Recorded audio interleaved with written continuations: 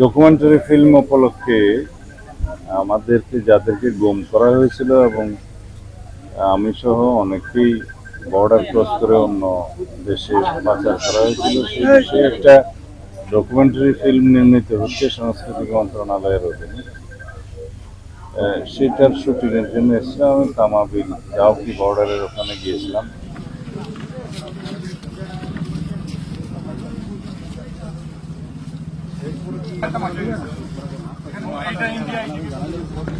ভাই সামনে তো পিছনে শুরু মনে হয় ভালো হবে।